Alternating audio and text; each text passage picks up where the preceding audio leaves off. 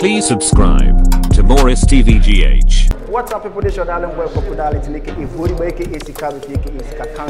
Keep watching Morris TV. Don't go anywhere. Hi, Morris TV. Keep on watching. Stay tuned and subscribe.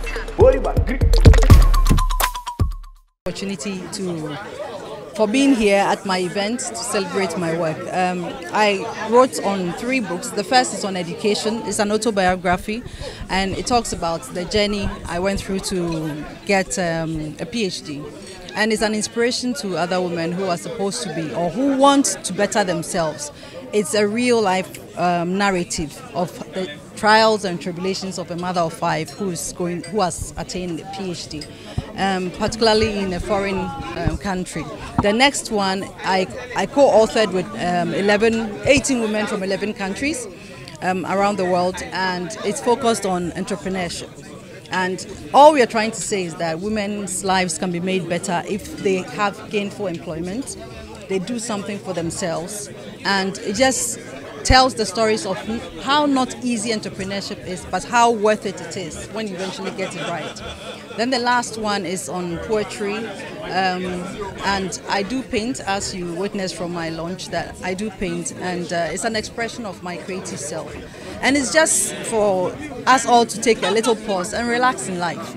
So these are focused on women's issues predominantly, but it's also thematic education, entrepreneurship, and the creative arts. So let me start with Purposeful Chaos. That's the one, that's the autobiography. And it talks about my journey in France as a PhD student. And whilst I was a PhD student, I was a mother of 5. And of course, coming from the settings of an African, a Ghanaian, typical Ghanaian environment, it was not easy undertaking such a venture. But I came out successfully, and I thought I should share the story with other women who want to dream bigger dreams and aspire for greater heights. Yes. Then the next one is on. The next one is Who Moved My Heels, and it's a book on entrepreneurship, and it's a narration of different stories, 18 stories. From women in 11 countries, and I happen to represent Ghana. There's another lady who are 2 authors from Ghana. And all we are saying is that the entrepreneurship journey is a necessary one for Africa, particularly as we have youth unemployment. Even though it's focused on women and girls, it is for young people, and that it tells you the trials of being an entrepreneur, but the successes as well to be gainfully employed. The last one, which is Chicken Soup for Your Soul, Poems and More, talks about different thematic poems. There are 33 in all, and on different pages I also exhibit my books, my paintings rather. I do paint, and I have a number of paintings. You've just seen a few that I've exhibited here. I do paint a lot, and it's an expression, and in my paintings you can tell that I exaggerate certain parts of the body being the mouth of the woman, and it's only trying to say that every woman must have a voice. Every woman must be given an opportunity to speak their truth. And that's how come I also paint nude women, and it's to say that we may be vulnerable, but we also have a strong voice to talk about the issues and contribute to development. I think it's the fundamental to the life of every country. It's I write in my current book that women are good for business. Women are good for development. If you look around the world, and more than 50% of the percentage, 50% of the population of the world is women. Anyone who is into business, who has any understanding of where they want to go, would target women for our sheer numbers, but also for our great potential. We are an amazing type of people. When you empower a woman, if you are doing so much, because she's not going to only be your helpmate, as the Bible says, she's going to impact generations.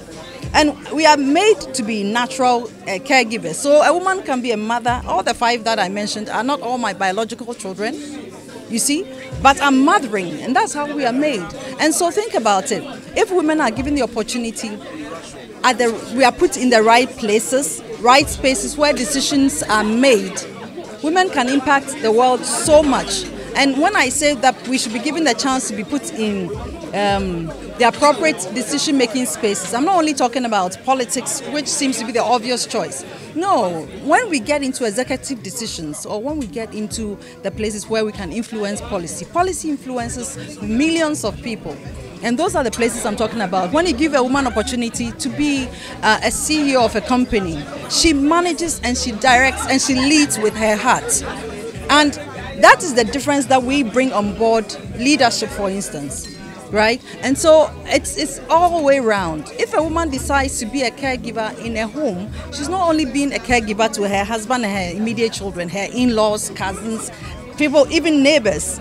You know, we are made like that. And so that's why I believe that we need to give women a voice to speak our truth, because we, apart from everything, when we try, when we are talking about standing at par with men and whatnot, I believe in the uniqueness of women. That's why I say I'm a gender advocate. I believe men have their place, women have their place. We should just be given equal opportunities to perform the roles that society requires of us to perform. That's all. Thanks for watching. Please like, subscribe, and click on the bell for more updates.